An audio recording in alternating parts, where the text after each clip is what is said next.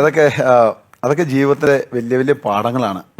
ചിലപ്പോൾ എനിക്ക് ഇത്രയും കാലം എന്ത് വന്നാലും മടുക്കാത്ത ഒരു എനർജി കിട്ടുന്ന ഒരു എനർജി സോഴ്സ് ആണ് ഇങ്ങനെയുള്ള സാക്രിഫൈസസ് എല്ലാം. പണ്ട് അച്ഛന് കൃഷിയായിരുന്നു. കൃഷി എന്ന് പറയുമ്പോൾ അറിയാം, നമുക്ക് എല്ലാ വർഷത്തിലും ഒരു 1-2 പ്രാവശ്യം മാത്രം ഒരു ഇൻകം കയ്യിൽ വരുന്നൊരു ജോലിയാണത്. വീട്ടിലെന്നും ചോറുണ്ട്, പട്ടിണി കിടന്നിട്ടില്ല, ഇതുവരെ ജീവിതത്തിൽ പട്ടിണി കിടന്നിട്ടില്ല. പക്ഷെ എല്ലാ ദിവസവും ചോറുണ്ടാവും. കറി എന്താണെന്ന് ചോദിക്കരുത്, അത് എന്താണ് ഉണ്ടാവുന്നത് അന്നത്തെ കറി അതായിരിക്കും. ഹോക്കി എന്ന് പറയുന്നത് സാധാരണക്കാരന്റെ കളിയാണെങ്കിലും ഇത് കുറച്ച് എക്സ്പെൻസീവ് ആയിട്ടുള്ള ഗെയിമാണ്. കാരണം കളിക്കുന്ന എന്താ പറയുന്നത് 11 പേർക്കും ഹോക്കി സ്റ്റിക്ക് വേണം, ഗോൾ കീപ്പറിന്റെ എക്യുപ്മെന്റ്സും മേടിക്കണം, ബാക്കി പ്രൊട്ടക്ഷൻ, ഇപ്പം ഷൂ, ഷിംപാഡ്, ഗ്ലൗ അതെല്ലാം മേടിക്കണം. കുറച്ച് എക്സ്പെൻസീവ് ആണ്. അപ്പം ഞാൻ ഗോൾ കീപ്പർ ആവണം എന്ന് പറഞ്ഞപ്പോൾ സാർമാർ പറഞ്ഞത് നല്ലൊരു എക്യുപ്മെന്റ് ഉണ്ടെങ്കിൽ മാത്രമാണ് നല്ലൊരു ഗോൾ കീപ്പർ ആവാൻ പറ്റുള്ളൂ. അപ്പം അതിനെന്ത് ചെയ്യണം, ആ ഒരു ക്വസ്റ്റ്യൻ മാർക്ക് വരുമ്പോഴാണ് ഈ പൈസയെല്ലാം ഭയങ്കര ഇമ്പോർട്ടന്റ് ആയിട്ട് വരുന്നത്. അന്ന് ആ കാലഘട്ടത്തിൽ വേറൊരു ഓപ്ഷൻ ഇല്ല.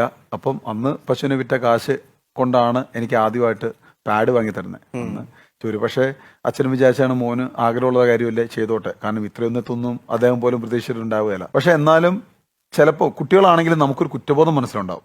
അതായത് ദൈവമേ ഇത്രയും കാശ് ചെലവാക്കിയല്ലോ. കാരണം ഞാൻ ജീവിരാജ പോയപ്പം എനിക്കൊരു 100 രൂപ തരും. 100 രൂപ അന്ന് അവിടെ ഒരു വാർഡനുണ്ട്, പുള്ളിക്കാരൻ്റെ ചെറിയ കടയുണ്ട്. അപ്പൊ അവിടെ കൊടുത്തിട്ട് പോകും. അപ്പൊ എന്നിട്ട് ഈ 100 രൂപയ്ക്ക് സോപ്പ് മേടിക്കാം, ബാക്കി നമ്മുടെ എന്തെങ്കിലും ആവശ്യമുണ്ട്, അലക്കണ സോപ്പ്, കുളിക്കുന്ന സോപ്പ് എല്ലാം മേടിക്കണമെങ്കിൽ അതൊക്കെ മേടിക്കണം. ഇതൊക്കെയാണ് എന്നിട്ട് അവർ മാനേജ് ചെയ്യും. എന്നിട്ട് ഞാൻ ഓണത്തിനോ ക്രിസ്മസിനോ അവധിക്ക് വീട്ടിൽ വരുമ്പോൾ ചോദിക്കും, എടാ ഈ 100 രൂപ ഇങ്ങനെ ചെലവാക്കിയെന്ന്. അപ്പം ബാക്കി എത്ര രൂപയുണ്ടെന്ന് അറിയാൻ വേണ്ടിയിട്ടാണ്. അപ്പൊ അങ്ങനെ കഴിഞ്ഞുകൊണ്ടിരിക്കുന്ന നമ്മുടെ അടുത്ത് പെട്ടെന്ന് ഒരു ദിവസം 3500 രൂപ വേണം, അല്ലെങ്കിൽ 5000 രൂപ പാഡ് മേടിക്കണം എന്ന് പറയുമ്പോൾ അതൊക്കെ നമ്മളെ സംബന്ധിച്ചിടത്തോളം ഭയങ്കര വലിയൊരു എമൗണ്ടാണ്. അപ്പം അങ്ങനെയാണ് ഈ ഒരു സിറ്റുവേഷൻ വരുന്നത്. അപ്പം അത് കഴിഞ്ഞിട്ട് എപ്പോഴൊക്കെ ബുദ്ധിമുട്ടുണ്ടായിട്ടുണ്ടോ ജീവിതത്തിൽ, അതായത് ക്യാമ്പിൽ ചെല്ലും പലപ്പോഴും ഉണ്ടായിട്ടുണ്ട്, എനിക്കിനി വേണ്ട, ഞാൻ തിരിച്ചു പോരുവാണ്, അല്ലെങ്കിൽ എനിക്ക് ഗെയിം കളിക്കണ്ട എന്ന് വെച്ചാൽ അങ്ങനത്തെ സിറ്റുവേഷൻസ് പലയിടങ്ങളിലും ഉണ്ടായിട്ടുണ്ട്.